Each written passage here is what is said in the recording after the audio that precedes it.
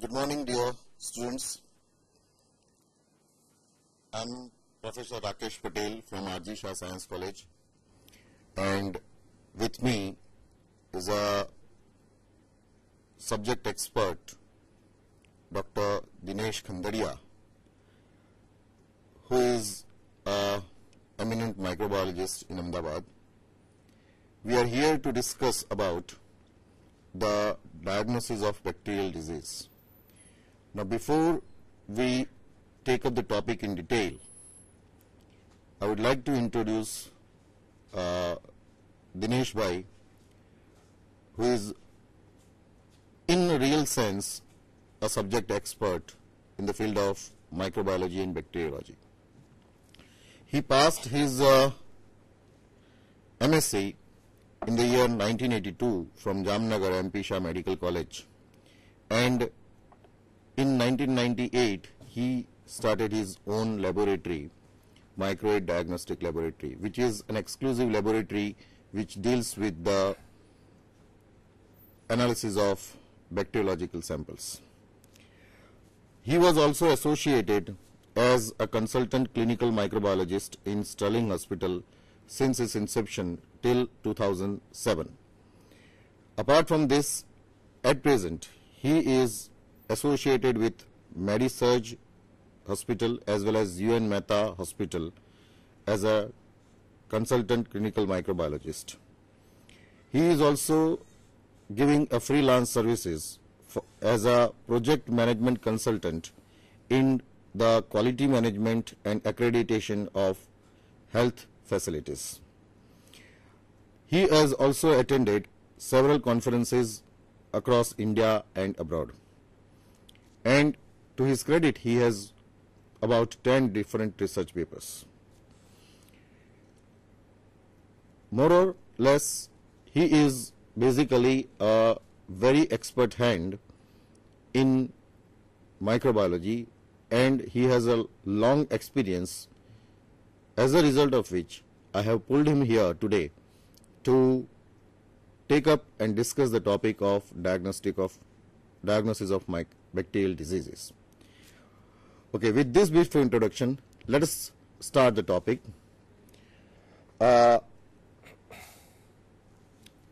Slides. Yeah. Please, as we see the slides, next.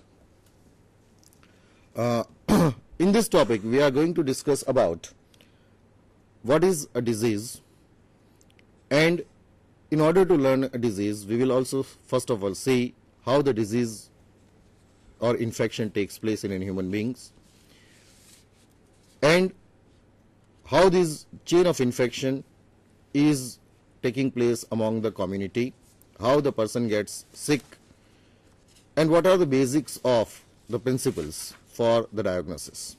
Next. Now, to start, દરેક માણસની અંદર, દરેક એનિમલની અંદર 3 પ્રકારના ઓર્ગેનિઝમ્સ હોય છે. એકને આપણે કહીએ છીએ normal flora, and these normal flora, as the name goes, they are always present in particular sites of our body. As shown in the diagram, respiratory tract, gastrointestinal tract, urinogenital tracts, these are even the flora of mouth. These are certain organs where you will always find organisms present. These are known as a normal flora, indigenous flora, or even they are known as a resident flora. Irrespective of any environmental conditions, they do not change themselves. And the role played by them is usually a beneficial role. These are non-pathogenic organisms. Next. The second group of organism is the common cells. They coexist with the host, and they do not cause any damage to the host cells. So they are known as a common cells. And last but not the least is the one in which we are interested, is the pathogens. These are the organisms, they are responsible for causing the disease.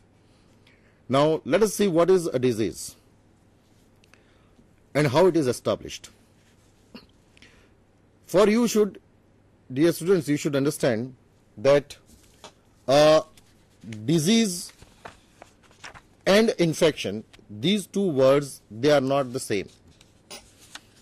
Many times, or in a layman's language, we may say that a person is infected with a particular organism. But that does not mean, in scientific language, it does not mean that infection is equivalent or it is as good as disease. Both are two different things. First process is a colonization, followed by infection and disease. Colonization means the establishment of a particular kind of organisms at a particular location in the body. It may be inside the body or it may be on the body, that is on the skin.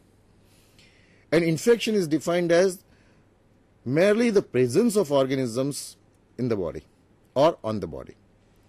Now, in order that this infection turns into a disease, what is necessary is that a pathogenic organism should be there, he should colonize, he should infect, and if he is able to overcome the host resistance with the help of its toxigenicity or virulence factor, then this will lead to an establishment of a disease. Disease is nothing else but any abnormal condition in the human body, either physiological or it can be morphological. Now, as it is seen in the next slide,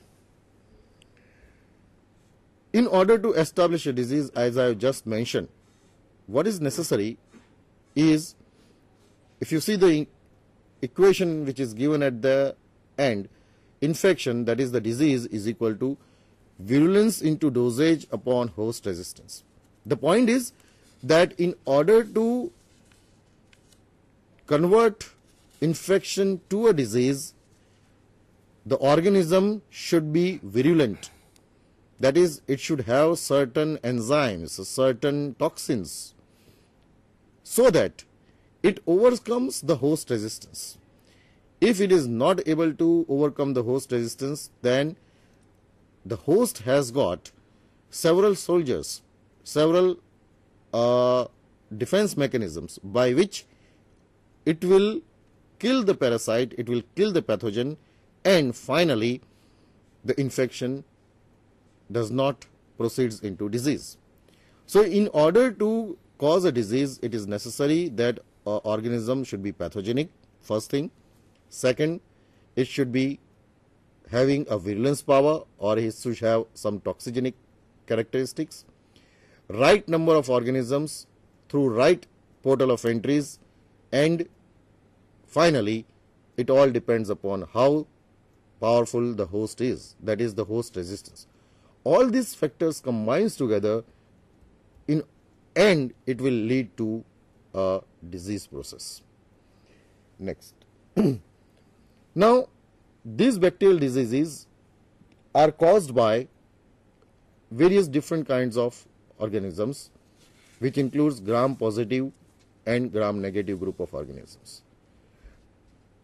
You already know different types of gram-positive bacteria, which includes certain atypical bacteria, certain actinomycetes, or even organisms like Mycobacterium and so on.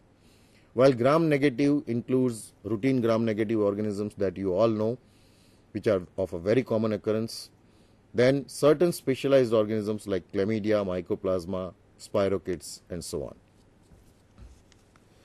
on. Now, in order to establish an infectious disease, what are the basic steps? What are the points that you should understand? First, a pathogen is necessary. If an organism is either a normal flora or a commensal, disease will not be there. It does not have its inherent power to cause a disease, and therefore what is necessary is it should be a pathogen. Apart from that, organism should reach the proper host through a proper portal of entry. That is, there has to be a specific host. Every pathogen has a specific host.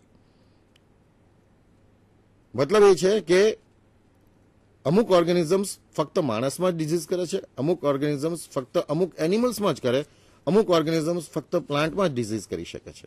એટલે હોસ્ટની સ્પેસિફિસિટી બહુ જરૂરી છે. બીજી વસ્તુ, host ડિફરન્સીસને નાશ કરી શકે.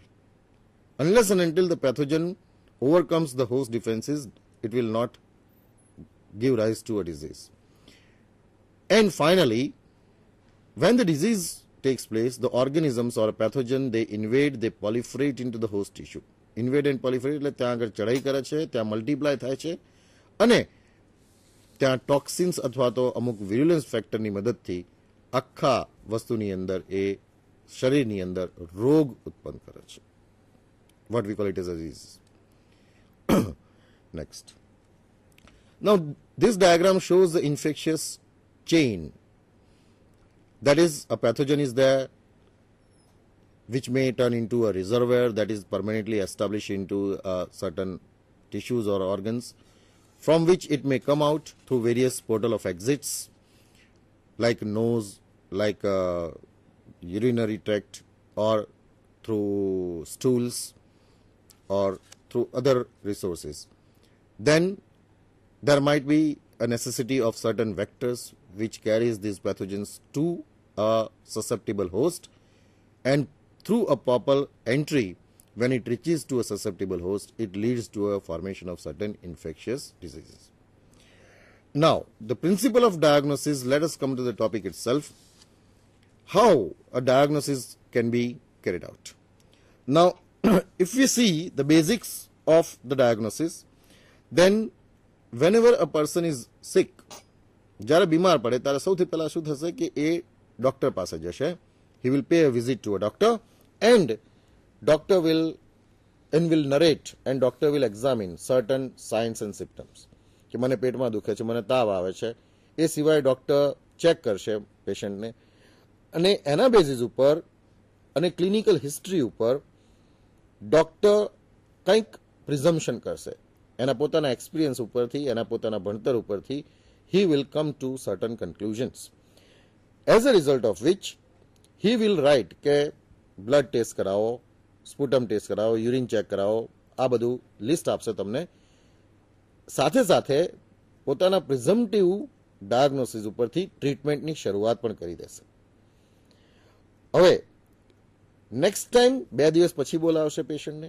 તે વખતે રિપોર્ટ સાથે જ્યારે પેશન્ટ જાય છે ત્યારે ડૉક્ટર કોરિલેટ કરે છે કે મારું જે પ્રિઝમ્પટિવ ડાયગ્નોસિસ જે કર્યું હતું એ સાચું હતું કે નહીં.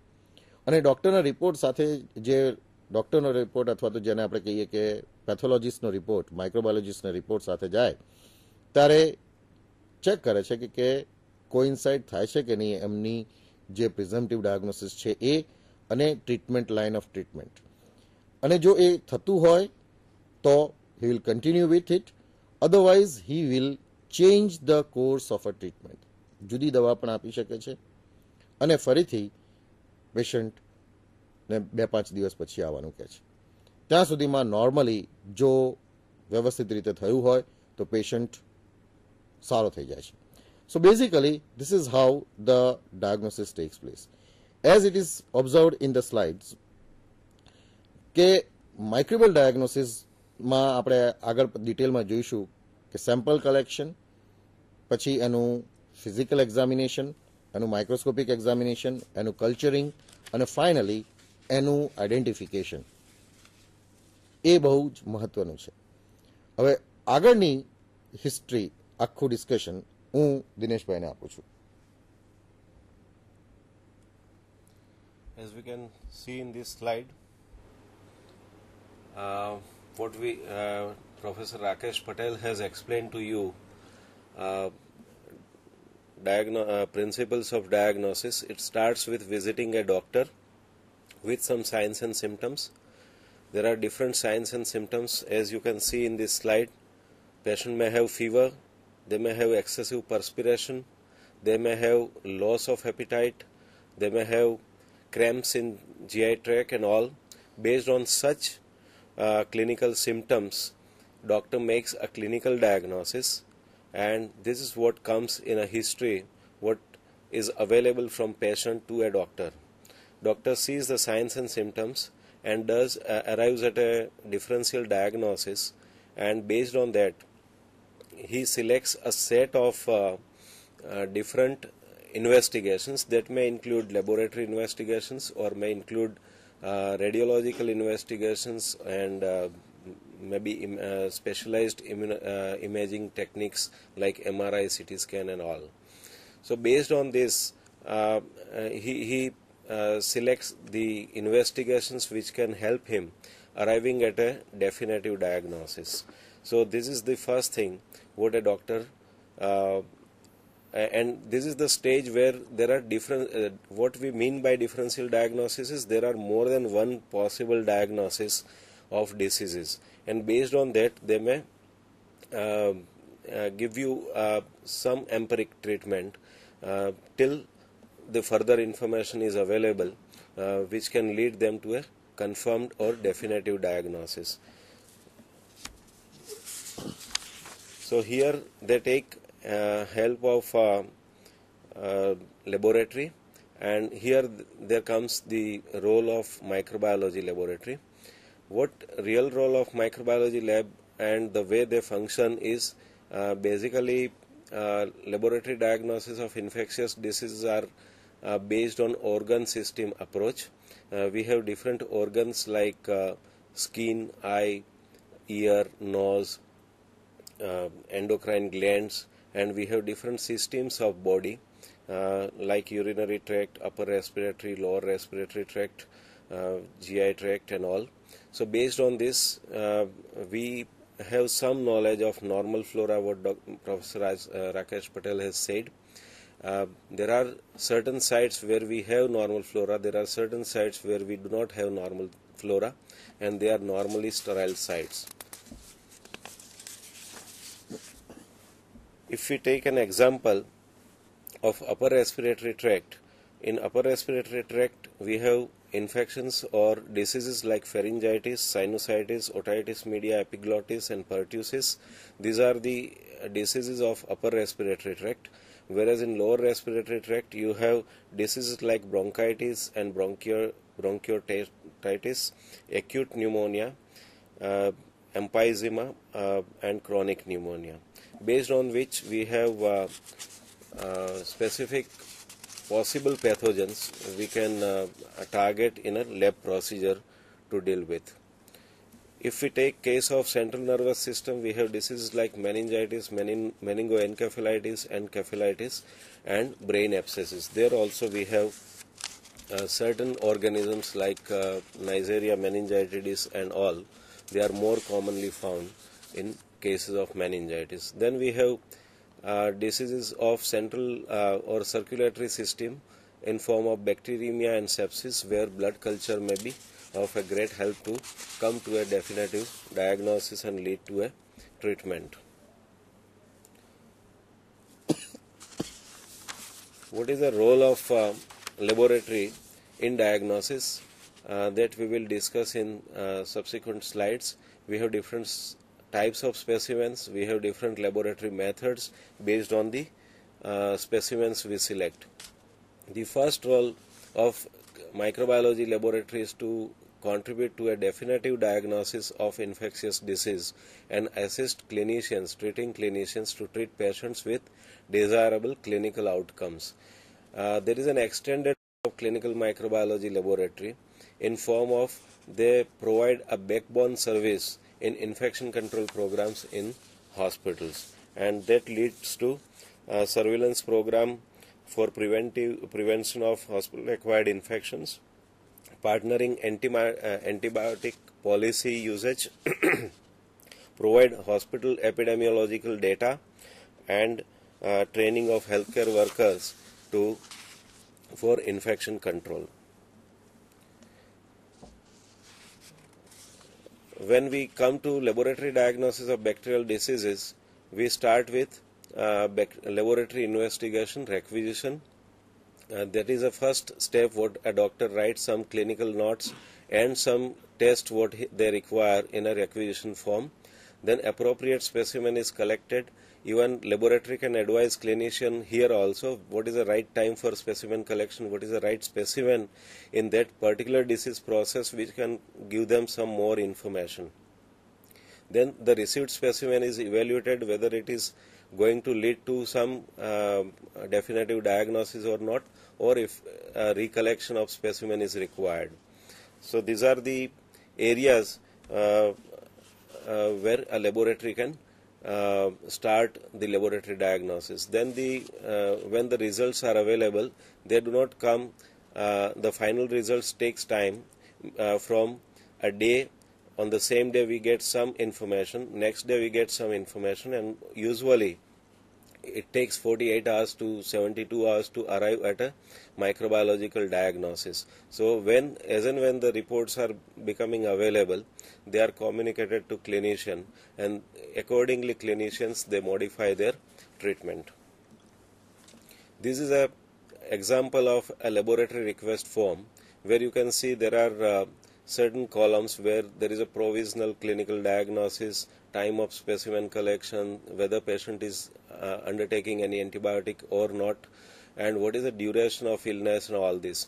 And then doctor takes the right investigation required to be taken on that particular patient. That includes microscopic examination, it includes culture examination, and that includes antibiotic susceptibility testing.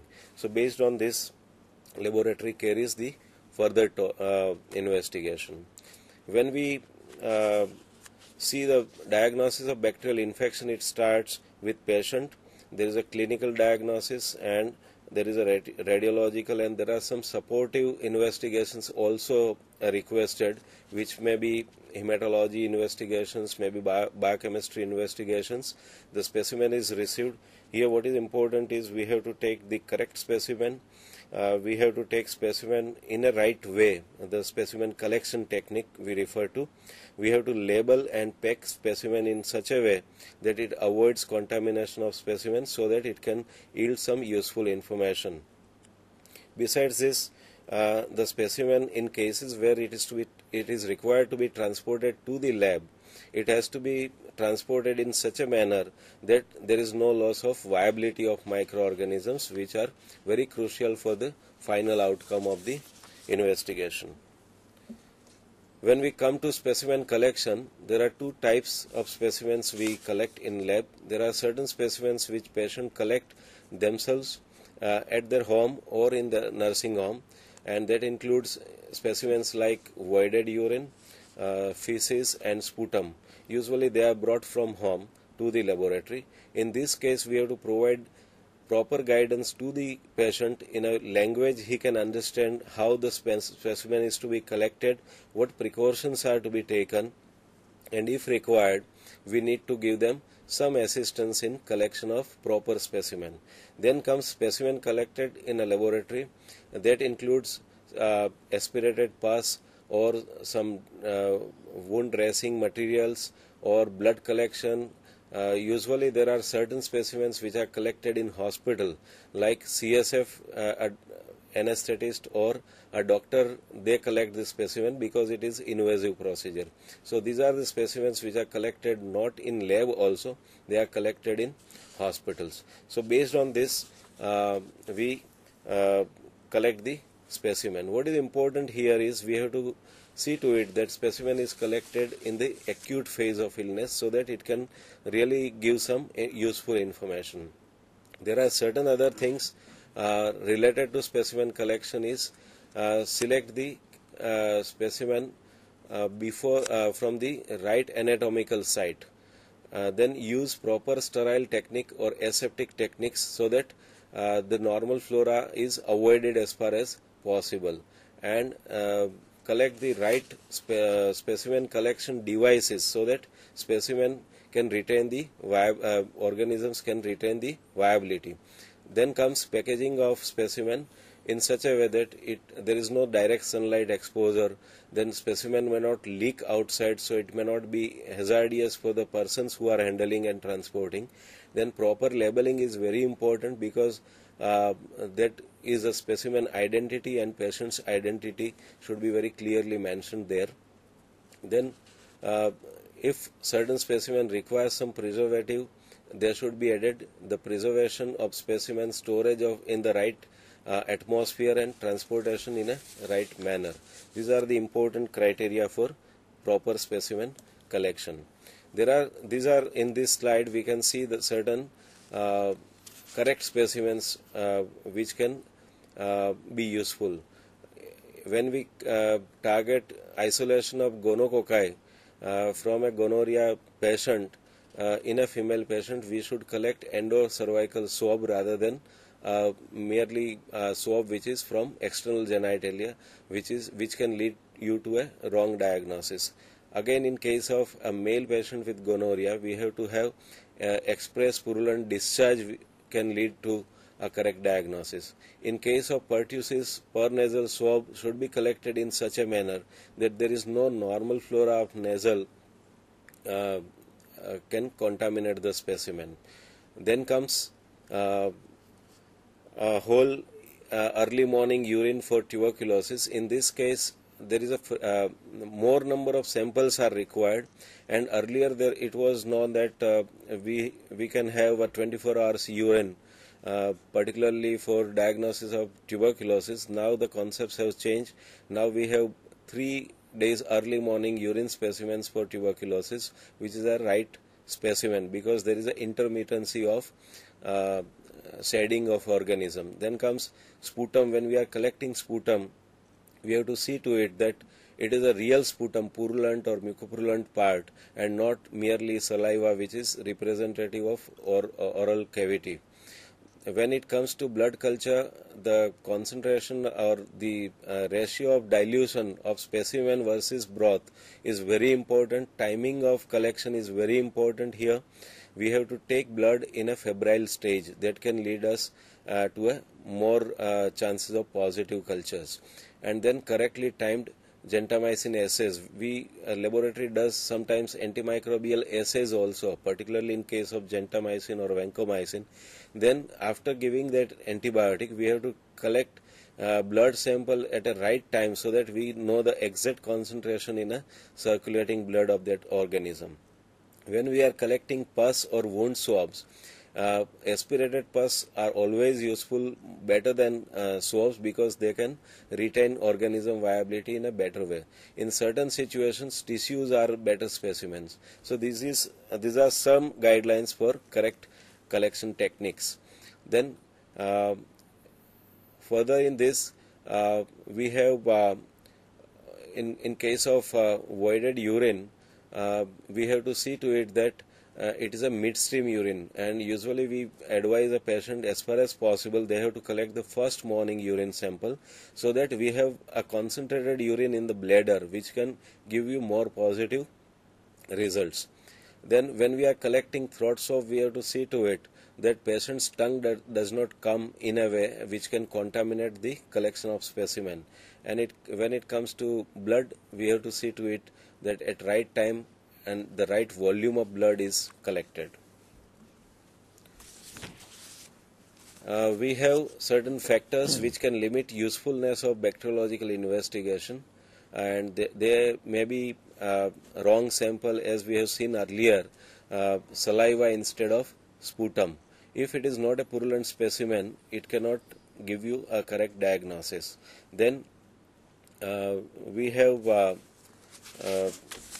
delay in transport can also result in overgrowth of certain normal flora, and which can mask the occurrence of real pathogen.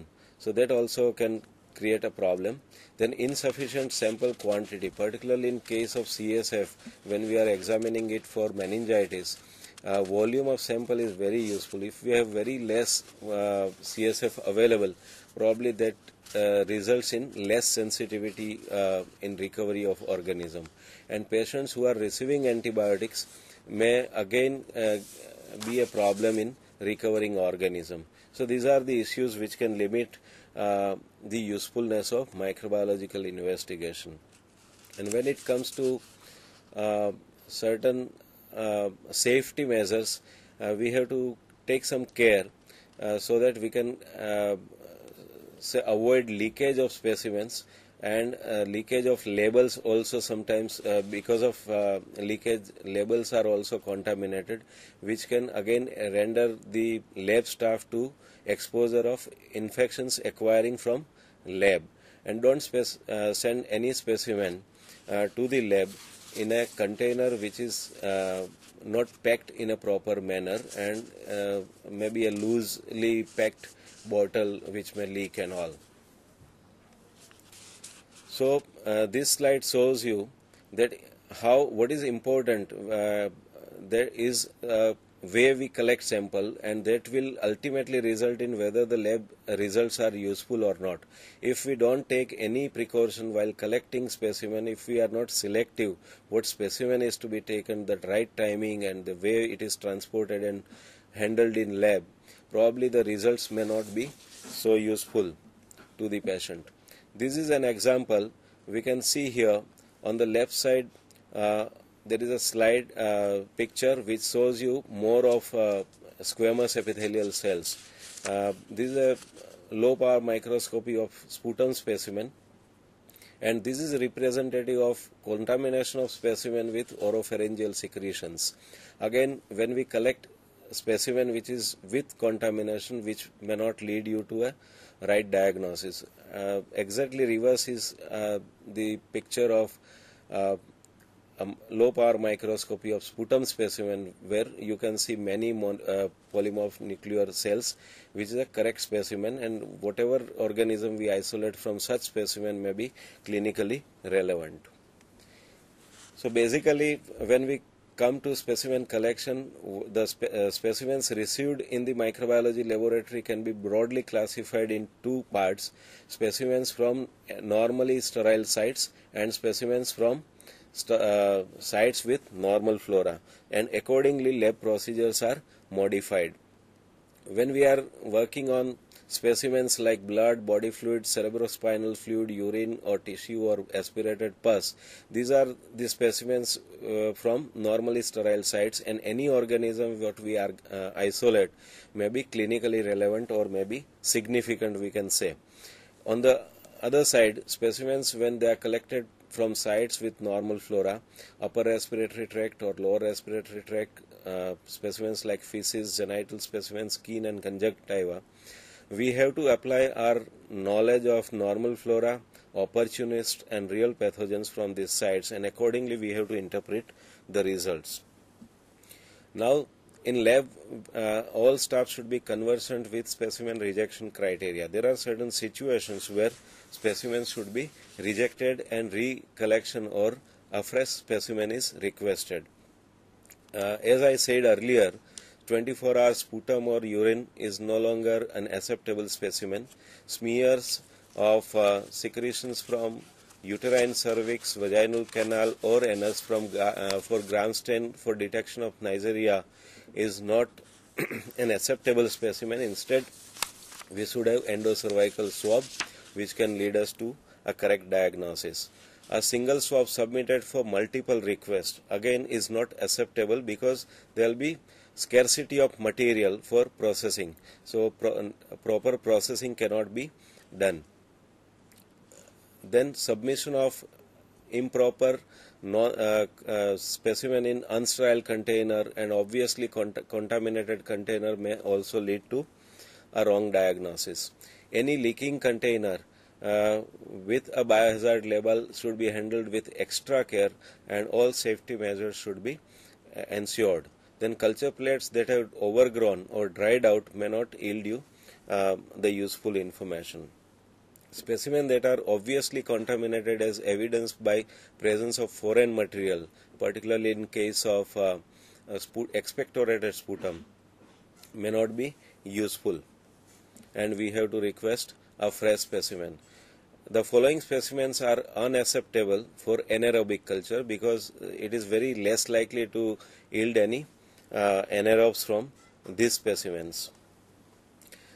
When we come to laboratory methods, these are the major laboratory methods what we can perform in a laboratory. First, we see the macroscopic examination of a specimen. Then we carry out microscopy. There is a set of microscopic stains or procedures, smear examination. Then we do a culture test where we isolate the organism, and based on that we carry out identification of microorganisms recovered from culture. Then we further process that organism for antimicrobial susceptibility testing. There are certain non-culture diagnostic methods carried out in a laboratory that includes serology or immunodiagnostic tests and molecular studies. This is an example of a macroscopic examination of a specimen. Here, as you can see in this picture, this is a stool specimen from a cholera patient, a typical rice water stool that can lead you to processing this specimen considering Vibrio cholerae isolation in mind. Specimen, when you make smear also, you have to look for coma-shaped Vibrio cholerae in microscopy. So this also gives you an idea what kind of further procedures you can carry on. These are the broad laboratory methods. As I explained, microscopy, where we do stain the slides with different procedures, and that can be useful for preliminary information for a clinician, and based on which they can modify their treatment initially before a final result comes. Particularly when we are this kind of tests are useful in bronchoalveolar lavages and all, where we can say from the lab that whether the specimen is really infective in nature or not, and whether what kind of microorganisms we are seeing on the microscopy. Then comes culture examination, where we can see the colonies of microorganism. There can be monomicrobial infection or there can be polymicrobial infection. That also will be known only from culture. And once we have a specimen which is collected from a site with normal flora, we need to apply our diagnostic skills or experience just to take out or select a microorganism colony which is representative of the disease process, or in other words we can say which can be a pathogen in this particular site. So that can be selected from the isolated colonies, and that colony only we will process for antimicrobial susceptibility and final identification of the microorganisms. There are methods available, manual as well as automated. Now we have automated systems, walk-away systems in a way which can lead us for definitive identification of microorganism and more precise antimicrobial susceptibility testing. What it does additional is there are softwares which can help us in epidemiological data also. So nowadays it is a very popular method in the clinical practice. This is an example of a microscopic technique. We have various techniques, like we do wet film examination, particularly in case of urine. We see the validity of specimen, whether it is infective in nature or not.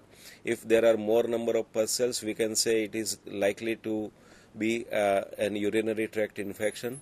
The wet preparation also gives you some definitive diagnosis, particularly in case of fungal infections. By KOH preparation examination, we do hanging drop preparation, which can also give you an immediate or very rapid identification of Vibrio cholerae from a cholera patient.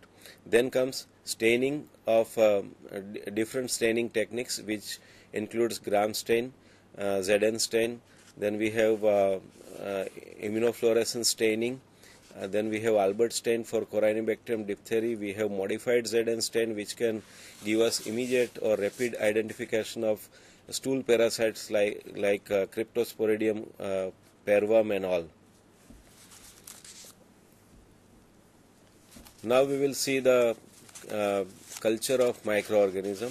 When we inoculate specimen on a properly selected set of media, solid media in a Petri plate, and when they are incubated in proper environment or atmosphere at right temperature, it can give us some clues regarding certain organism. On the right hand side bottom we can see a blood agar plate with Streptococcus pneumoniae. There are characteristic colony morphology which can give us an idea, and then we can confirm it with smear examination, the microscopic morphology of Streptococcus pneumoniae.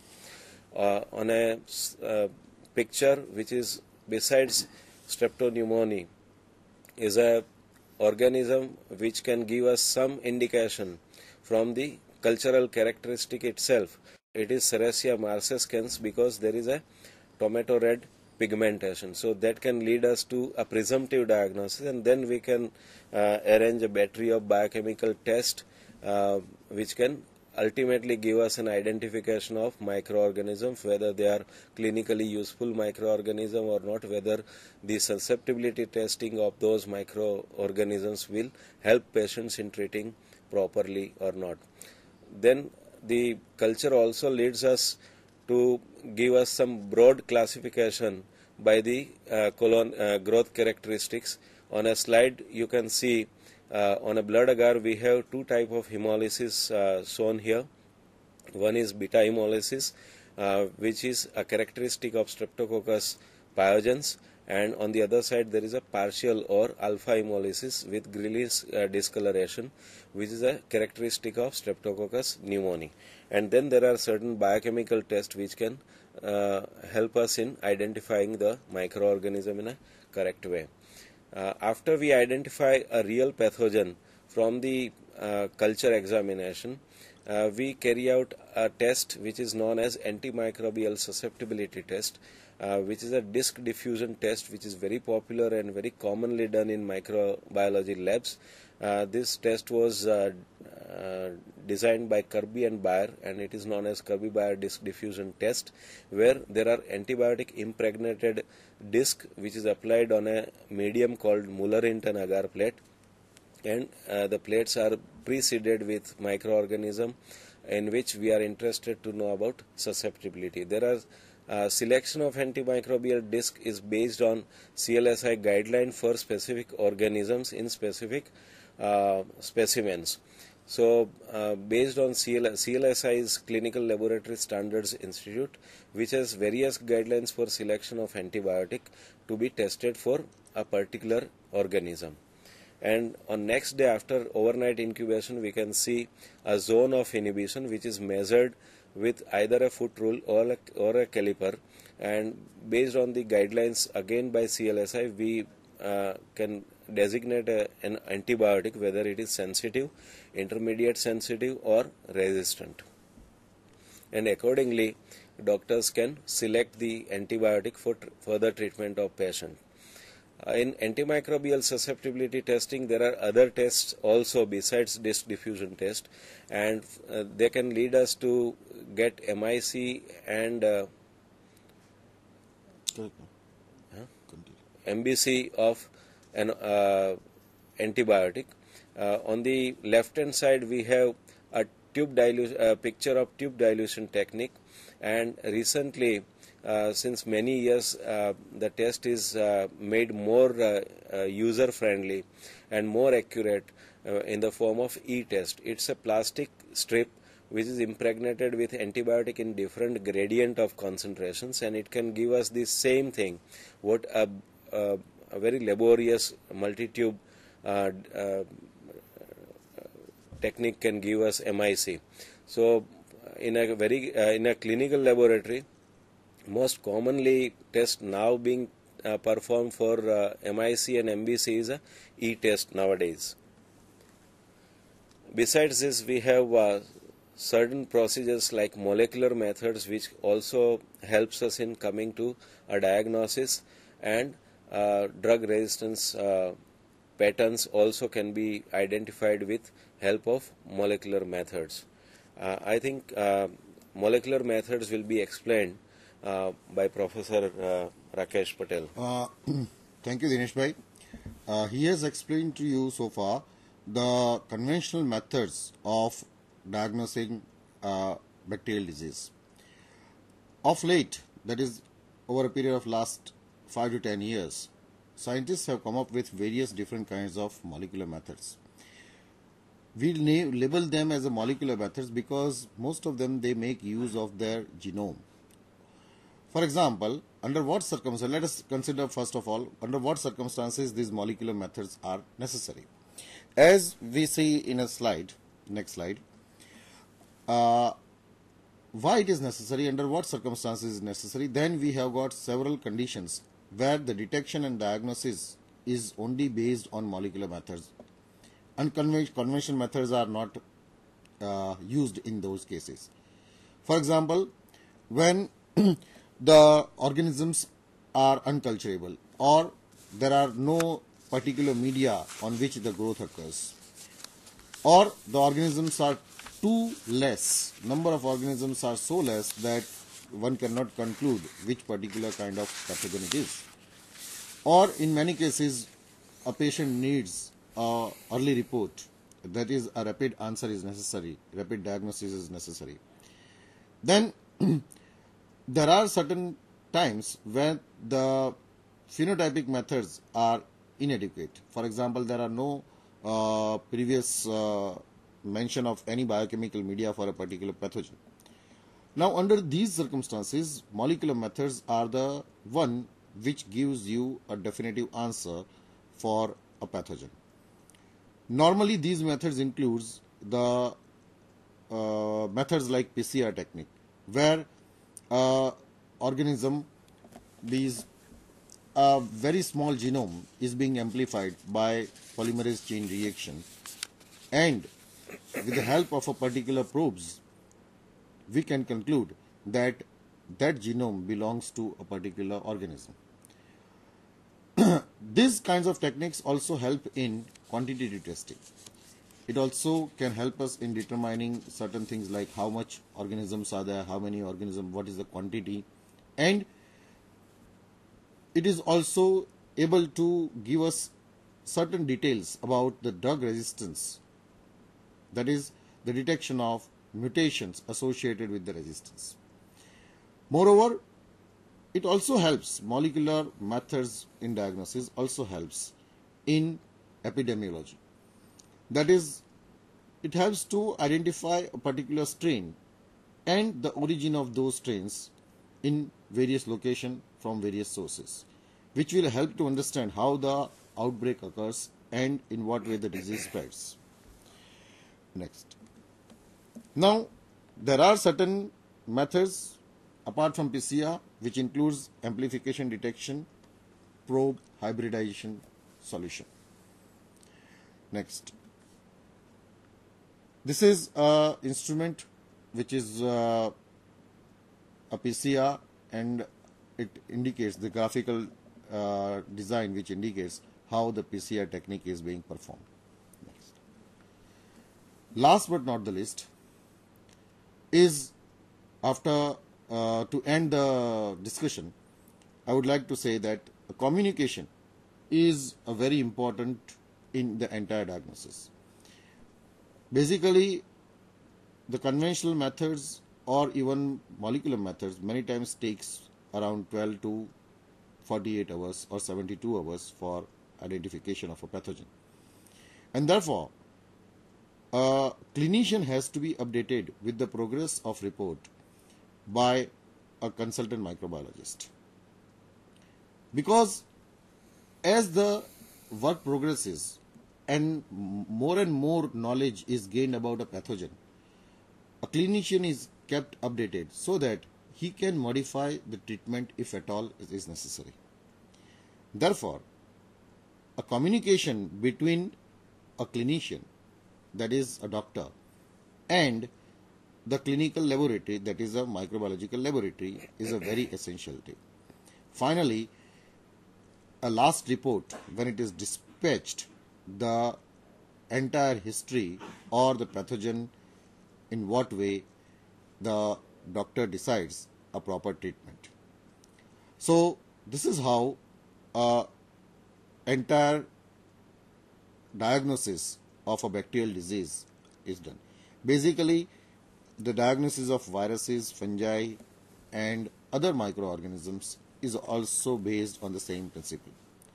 So in the end, we thank you, and I specifically thank Dr. Dinesh, who has kindly agreed to come here and discuss with the students and share his experience, share his expertise in the field of microbiology, specifically clinical microbiology. I am also grateful to the Commissioner, Department of Higher Education, for arranging or starting the programs like Sandan, as well as the State Coordinator, Dr. Kamalbhai Joshi. I should not forget the hard labor put in by the crew and the staff members of Bisect Studio. Thank you very much. Namaste. One message I would like to give to all students of microbiology. See, whatever procedure we have seen today in various slides, one message has to be established in our mind, that it is not merely a piece of paper of report is useful. What is shown in the last slide, in the last statement, is live communication with clinician, which can really helpful to a proper interpretation of whatever finding you have. Many a times it may so happen that you may have isolated some organism, but which may not require to be treated in one particular patient. So all these decisions, clinical decisions for better outcome or desired outcome in a patient, is only possible when you have a very good communication with the clinician. Thank you. Thank you very much. Thank you.